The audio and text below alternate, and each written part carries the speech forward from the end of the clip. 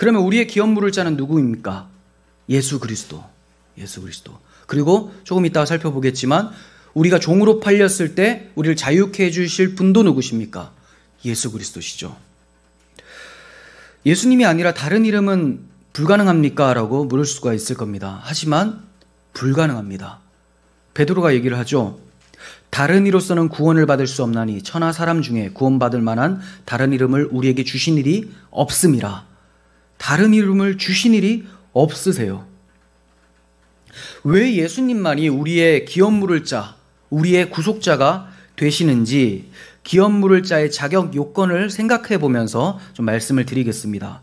첫 번째, 기업 물을 자는 무엇이 돼야 된다 했죠? 가까운 형제여야 된다. 자, 가까운 형제. 자, 우리의 가까운 형제라면 일단 인간이어야 돼요. 인간. 동물이 나의 기업 물을 친족이 될 수는 없지 않습니까? 인간이어야 되는데 문제는 이 인간이 능력이 없다라는 겁니다. 기업 물을 자 능력이 있어야 되는데 능력이 없어요. 어떤 능력이냐? 우리가 잃어버린 기업을 회복시켜줄 능력이 없다라는 거예요.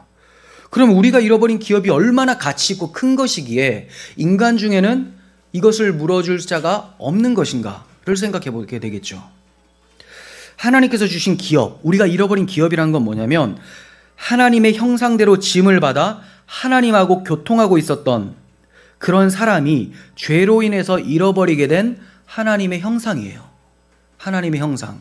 조금 더 넓은 의미로는 하나님 자신을 우리 마음에서 잃어버린 것이죠. 하나님과 단절이 돼버린 거죠. 이 하나님을 다시 찾아오려면, 잃어버린 하나님의 형상을 사오려면 어떻게 해야 되는가? 죄의 값은 사망이라고 했어요. 사망. 이 사망 권세를 이기고 우리에게 하나님을 만나게 해줄 사람은 이 세상엔 단 한 사람도 없다는 겁니다. 왜냐?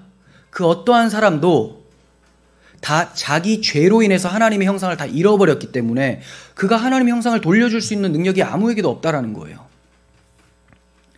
우리가 잃어버린 기업은 하나님입니다. 나의 영원하신 기업, 생명보다 그 귀한 기업은 하나님이시죠. 이 하나님은 금이나 은으로 살 수 있는 것이 아닙니다. 이것을 감당할 능력자가 인간 중에 없어요. 어떤 인간이라도 이걸 대신 사줄 수가 없습니다. 즉 모든 인간은 영적 파산 상태에 있습니다. 시편 49편 6절 봅니다. 시편 49편 6절. 자기의 재물을 의지하고 부유함을 자랑하는 자는 아무도 자기 형제를 구원하지 못하며 그를 위한 속전을 하나님께 바치지도 못할 것은 그들의 생명을 속량하는 값이 너무나 엄청나서 영원히 마련하지 못할 것임이니라. 네, 아무리 부자라 해도 자기 형제를 구원하지 못한다라고 해요. 돈으로 될 문제가 아니야 라고 시편 기자가 말씀을 하고 있죠. 그리고 다른 일을 위해서 자기 목숨을 내놓을 만한 자원함을 가진 사람도 이 세상에 없습니다. 너무 드물어요. 자, 이제 드물다. 완전히 없는 건 아니에요.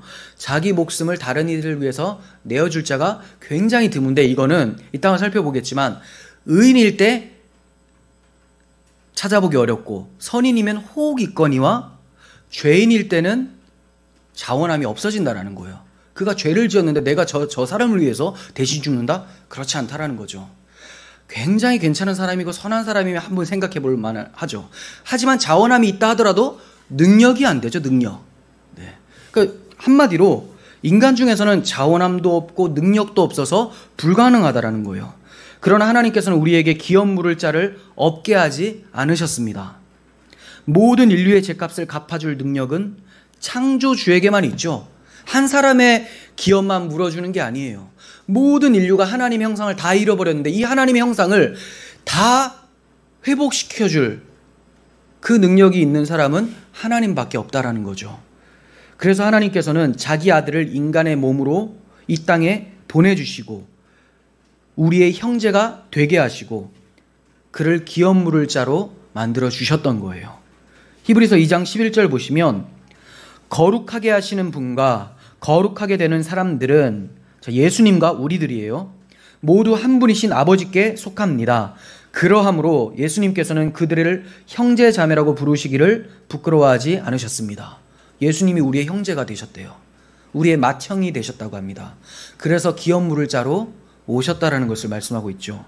그리고 그리스도께서는 우리의 기업 물을 자로서 자원하여 오신 분이십니다. 억지로 오신 분이 아니에요. 로마서 5장 7절 보시면 좀 전에 말씀드렸던 거예요. 의인을 위하여 죽는 자가 쉽지 않고 선인을 위하여 용감히 죽는 자가 혹 있거니와 우리가 아직 죄인 되었을 때 그리스도께서 우리를 위하여 죽으심으로 하나님께서 우리에 대한 자기 사랑을 확증하셨느니라. 또 히브리서 기자는 주님께서 우리를 구원하실 것을 내어다보시고 우리를 구원하실 것을 미리 보시고 기쁨으로 십자가를 지셨다. 자원하는 마음으로 십자가를 지셨다. 이렇게 말씀하고 있습니다. 히브리서 12장 2절 믿음의 주요 또 온전하게 하시는 이인 예수를 바라보자. 그는 그 앞에 있는 기쁨을 위하여, 그 기쁨은 뭡니까? 우리를 구원하여 하나님 자녀되게 하는 거예요. 그 앞에 있는 기쁨을 위하여 십자가를 참으사 부끄러움을 개의치 아니하시더니 하나님 보좌 우편에 앉으셨느니라. 예수님은 우리를 위하여서 자원하여 오신 기업 물을 자라는 것을 말씀합니다.